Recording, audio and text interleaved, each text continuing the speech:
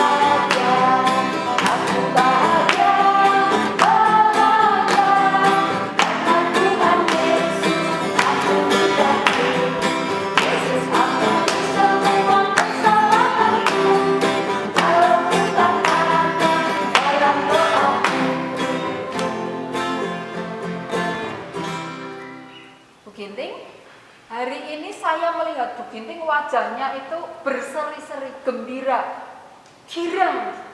Ada apa Bu Ginting? Wah, Dian, saya ini hari ini bergirang sekali. Kenapa? Karena Yesus itu mengampuni dosa-dosa saya. Anak-anak di rumah, Bu Ginting bergirang sekali sebab Tuhan Yesus mengampuni Bu Ginting.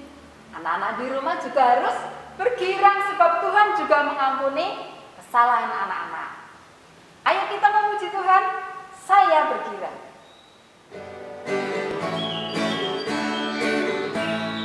Saya bergirang, mengapa kau bergirang? Saya bergirang, apa sebabnya? Saya bergirang, mengapa kau bergirang? Sebab Yesus ampuni saya.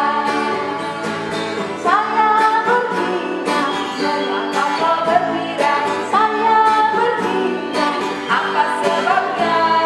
Saya bergirang, mengapa kau bergirang? Sebab Yesus ampuni saya.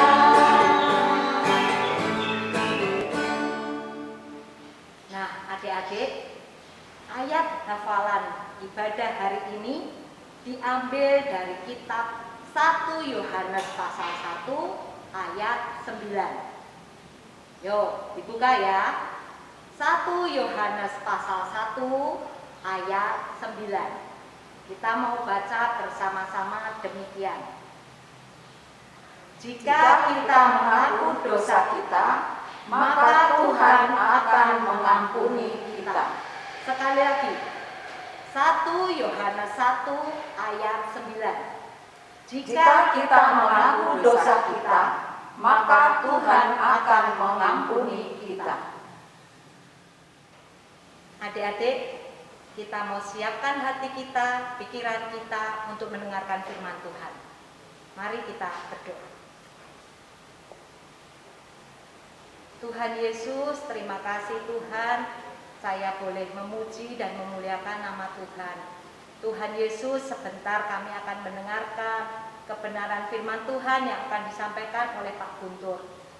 Roh Kudus-Mu yang akan menolong saya supaya saya dapat mengerti dengan sungguh-sungguh apa yang menjadi firman Tuhan pada hari ini. Terima kasih Tuhan, berbicaralah kepada saya siap untuk mendengarkannya. Dalam nama Tuhan Yesus saya berdoa. Haleluya, amin. Selamat pagi anak-anak.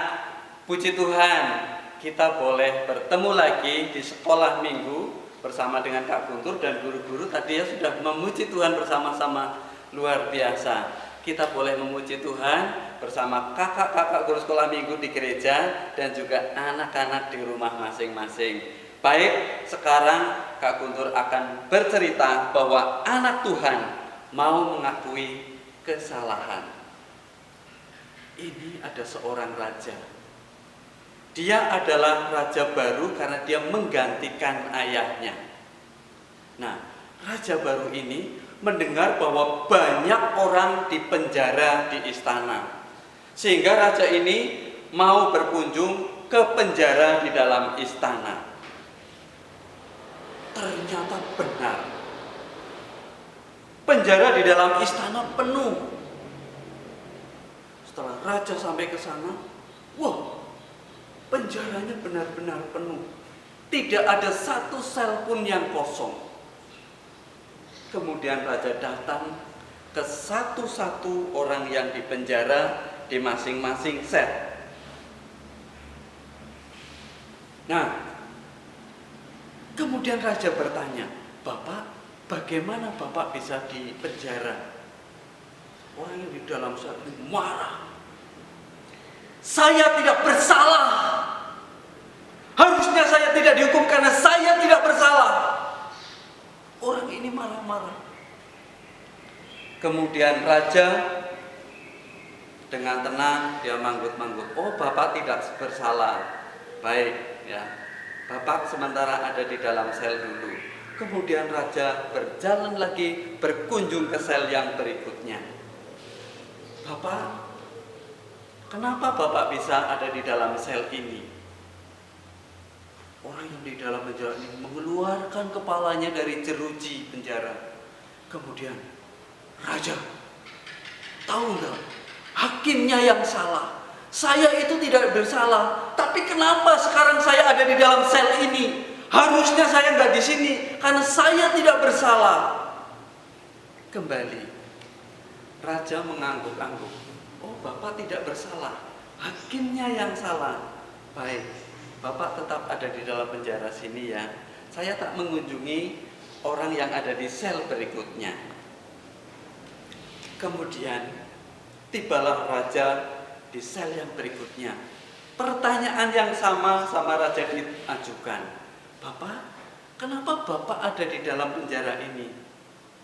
Kemudian orang ini dengan memegang jeruji, tetapi dia, "Raja, ini bukan salah saya.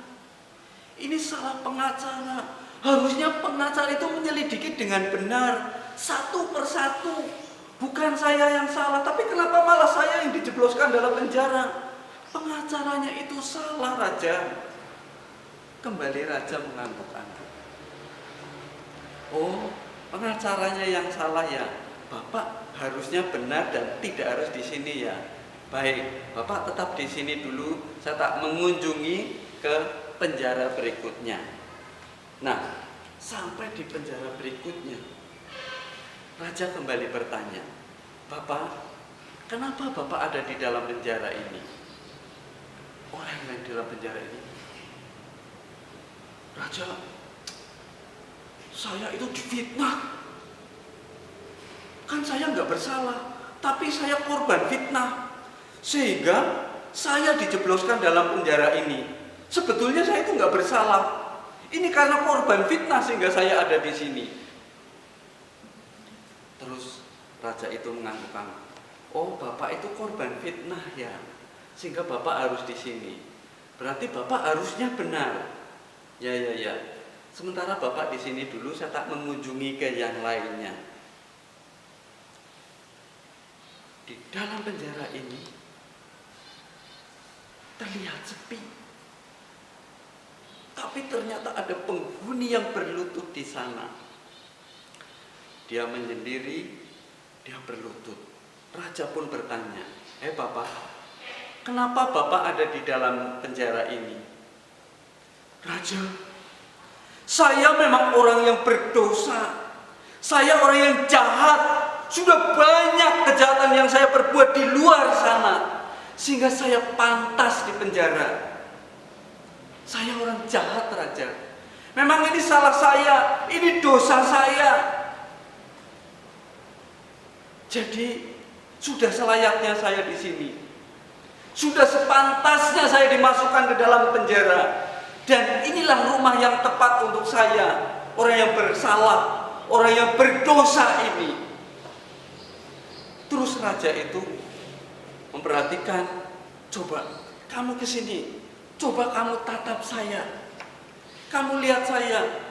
Oh, saya di sini kok kamu ngomongnya menghadap ke sana. Tapi orang ini, raja, saya tidak pantas untuk menghadap raja, apalagi raja yang datang ke penjara ini. Saya ini kan orang jahat, saya orang berdosa, saya menghadap raja di tahta raja pun tidak layak. Saya tidak pantas karena saya orang tidak berguna. Sementara raja itu orang yang terhormat, raja orang nomor 1 di kerajaan ini, raja orang yang sangat penting. Tapi saya orang yang jahat, saya orang berdosa, saya orang yang tidak penting. Saya pantas dihukum di sini, saya pantas, bahkan dibunuh pun saya pantas. Karena itu salah dan perbuatan saya yang berdosa. Kemudian raja dengan bijaksana, kamu memang berdosa karena perbuatanmu jahat dan merugikan banyak orang. Dan saya sebagai raja sekarang menunjuk pada kamu, kamu tidak layak di sini karena di sini tempatnya orang yang benar. Kenapa? Karena kamu mau mengakui dosamu, kamu tahu kesalahanmu dan kamu sadar ada di sini. Maka sekarang pergilah dari penjara ini. Anak-anak, ternyata raja itu mengeluarkan dan membebaskan penjahat ini. Kenapa? Karena dia sudah mengaku bahwa dia bersalah. Dia sadar dia dosa dan dia sadar dia dipenjara dan dihukum. Anak-anak, kita itu juga anak-anak Tuhan. Tuhan pasti lebih adil daripada raja tadi. Sehingga mari kita ucapkan ya ayat hafalan tadi di dalam 1 Yohanes 1 ayat 9. Jika kita mau mengaku dosa kita, maka Tuhan akan mengampuni kita. Mari kita ucapkan sama-sama. 1, 2, 3. 1 Yohanes 1 ayat 9. Jika kita mau mengaku dosa kita, maka Tuhan akan mengampuni kita. Sekarang kitanya diganti nama ya. Adik-adik kenal nama sendiri? Iya, Kak Guntur juga akan menyebutkan ya. Namanya Kak Guntur ya. Adik-adik sebut nama sendiri juga ya. 1, 2, 3. 1 Yohanes 1 ayat 9. Jika Guntur mengaku dosa Guntur, maka Tuhan akan mengampuni Guntur. Anak-anak, tadi adalah cerita tentang raja yang mengampuni orang di dalam penjara karena dia mengaku dosanya. Dia sadar bahwa dia berdosa dan layak untuk dihukum. Nah, apakah di dalam Alkitab ada juga cerita itu? Ada ternyata anak-anak. Di dalam Injil Lukas 15 ayat 11 sampai 24. Ya, Kak Guntur ulang. Injil Lukas 15 ayat 11 sampai 24. Tuhan Yesus juga pernah bercerita tentang anak yang hilang. Nanti adik-adik baca ya. Lukas 15 ayat 11 sampai 24. Yang demikian ceritanya. Ada seorang bapak. Bapak ini sangat baik, sangat bijaksana, dengan sangat sayang kepada 2 anaknya. Ya, ternyata bapak ini punya 2 anak. Ya, yang satu anak yang sulung dan yang kedua berarti anak yang bungsu. Nah, suatu hari anak yang bungsu itu bilang, "Bapak, saya itu sudah bosan di tempat ini. Saya jenuh. Saya ingin pergi jauh ke kota. Tapi untuk ke kota kan butuh uang. Bapak, saya minta uang lah. Harta, ternak, dan uang jatah saya tolong berikan kepada saya. Saya mau pergi dari sini." Wah, akhirnya bapak ini berpikir, waduh, anakku mau pergi. Setelah dipikir dengan bijaksana, Kemudian dia juga bicara sama anaknya yang sulung. Akhirnya diputuskanlah bahwa hartanya dibagi dua. Harta bapak ini dibagi dua. Ternaknya juga dibagi dua. Uangnya juga dibagi dua. Oh, ternyata bapak ini sangat kaya. Dia kaya sekali. Dia punya banyak pelayan. Dia punya banyak ternak. Dan sawahnya juga sangat luas.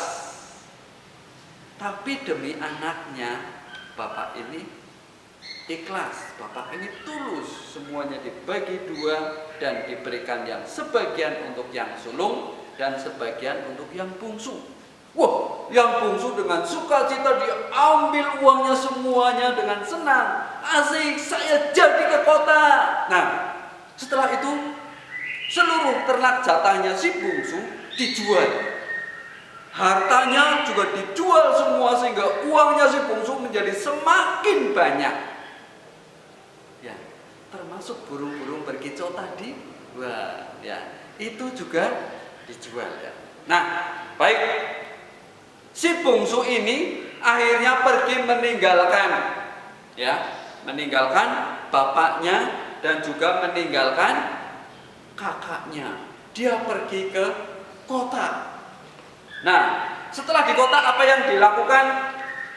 Ternyata si bungsu ini bukan membuat usaha atau apa, tapi si bungsu ini berfoya-foya. Ya, dia makan makanan, dia ngajak semua orang untuk berpesta, dia minum-minum, ajak semua orang, kenal atau tidak kenal, dia ajak semuanya untuk bersukacita.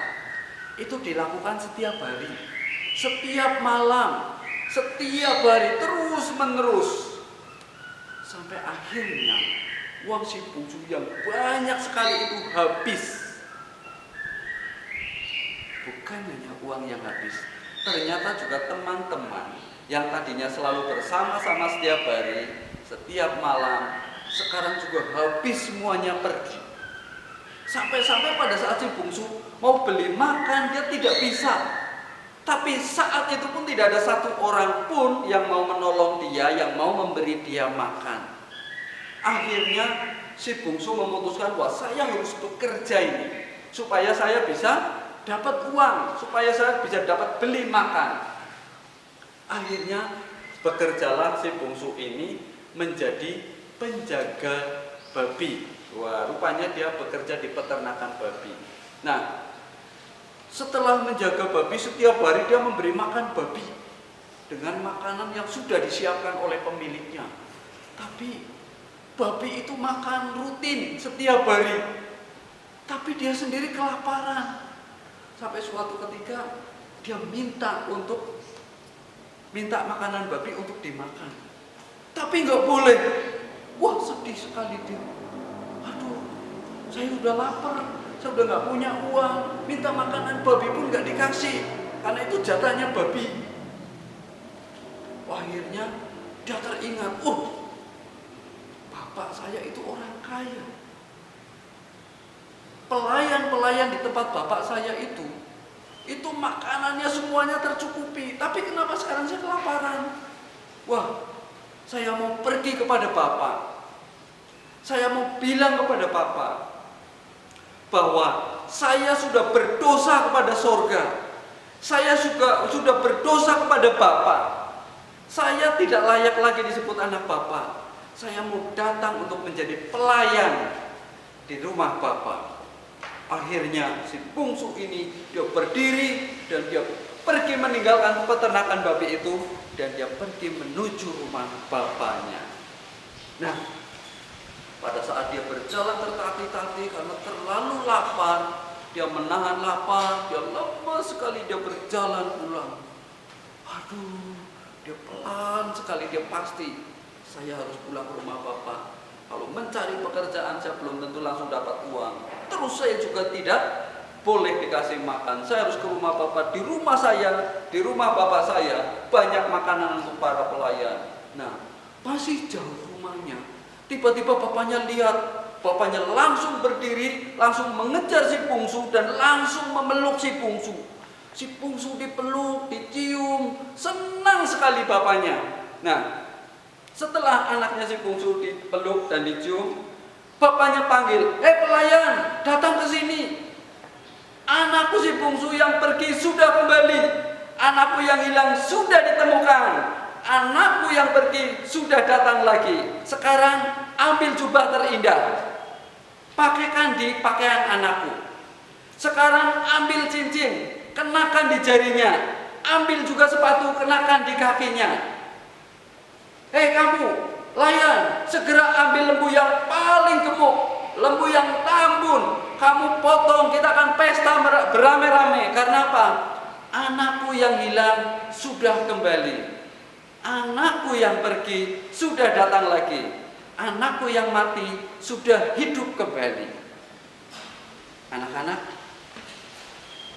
bapak ini sangat senang karena anaknya kembali. Tuhan juga akan senang kalau kita kembali kepada Tuhan.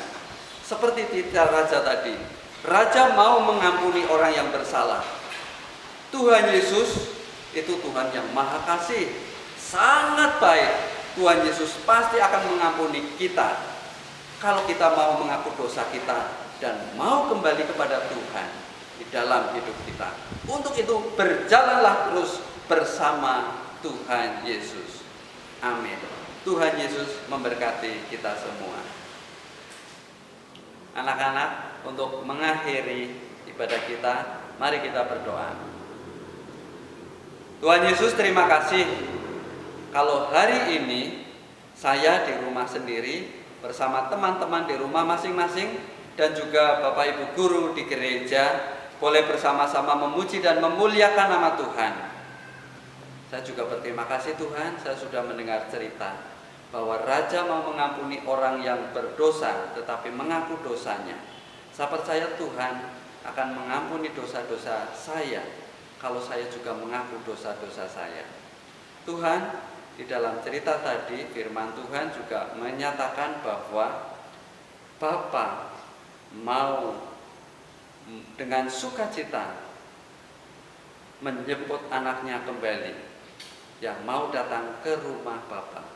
Tuhan, saya rindu untuk menjadi anak-anak Tuhan yang baik di dalam kehidupan saya, baik di rumah, di sekolah, di dalam masyarakat, atau dimanapun saya berada. Terima kasih Tuhan Yesus atas firman yang sudah Tuhan berikan. Dan biarlah Tuhan sendiri akan menuntun setiap langkah hidup saya hari lepas hari. Di dalam nama Tuhan Yesus, saya sudah berdoa. Amin.